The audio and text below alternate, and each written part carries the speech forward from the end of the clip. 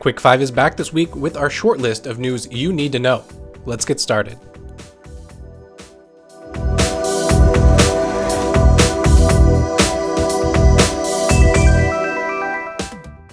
Number 5. This week, Hidden Path Entertainment shot out a tweet looking for programmers, artists, and writers for a AAA, third-person, open-world fantasy RPG that will take place in the Dungeons & Dragons franchise. The tweet was corroborated by developer Whitney Beltran, so players that don't have quite enough Dungeons & Dragons in their daily lives have something to look forward to.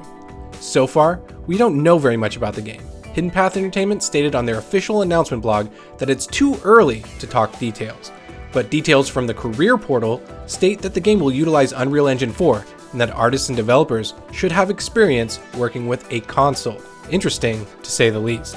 And I'm sure I speak for every Dungeons & Dragons fan when I say we're going to be watching this one closely. Number 4.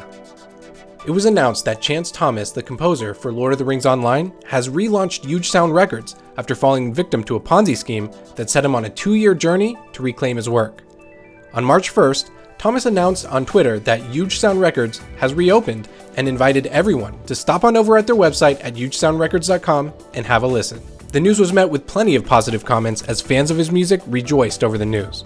If you're a Lord of the Rings Online player and you've enjoyed his work over the years, you might consider popping on over to his Twitter account @HugeChance and letting him know. Number 3.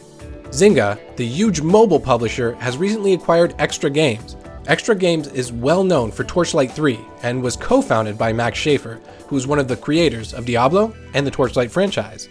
The acquisition was praised by Schaefer with the following statement: "Getting to know the Zynga leadership team convinces us that we share values, a vision of where the game development is going, and a culture that will benefit both parties. Our team's skills match their growth and expansion strategy perfectly. We want to find a home that matched our ambitious goals and vision for games, and we found one." Zynga's purchase also signals a reach into PC gaming. Torchlight 3, however, has been churning out updates, and it is too soon to tell how Zynga's acquisition will factor into the future of the game, or subsequent games in the Torchlight universe. But let's just say, don't be too surprised if we see some Torchlight games headed to the mobile platforms in the future. Number 2. Classic servers have become kind of a big thing in the last few years, and a band of players in World of Warcraft started a movement to create a classic server where players can restart the classic World of Warcraft experience again without the issues that the current classic servers experience. The fresh Crusade servers plan to level up together and eventually welcome the transition of the Burning Crusade expansion when it rolls out across World of Warcraft Classic later this year. The Fresh Crusade movement has been so popular that 9,000 players have decided to move over to the Fresh Crusade server, where botting and economy issues have not yet taken hold, and with any luck, won't this time around. Unfortunately for US players, it seems that the Fresh Crusade is targeted for an EU World of Warcraft Classic server, but that doesn't mean that you can't join in on the fun, as long as you purchase an EU World of Warcraft subscription and don't mind a little latency. Number 1. This week's number 1 is our Blade & Soul roundup. Blade & Soul had a lot going on this past week. For starters, the long-awaited mobile title, Blade & Soul Revolution, finally launched worldwide and brings the popular Korean mobile title to audiences across the globe. The game features 5 classes and some high-quality graphics, while not straying too far from the story players have come to know and love from its PC Blade & Soul counterpart. In other Blade & Soul news, it was originally reported that the Unreal Engine 4 update for Blade & Soul in the West would not be happening.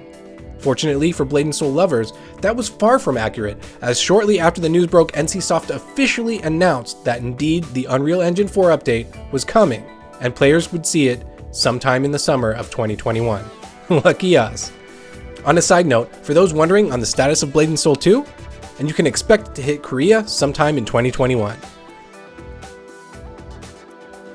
Before we let you go this week, we want to push out a public service announcement to Elder Scrolls Online players, so that they don't forget to log into the game before March 22nd on PC and between March 16th and March 30th on console to respec your characters for free. You can respec as many times as you want within the 2-week period, so don't forget, as the respecs are mandatory, but at least you'll have 2 weeks to have fun with it. And that's another week's news in the rear view. Thanks for spending 5 minutes with us this week. Let us know what you liked about this week's news and what we may have missed. And as always, you can find many more stories on MMORPG.com. We'll see you next week.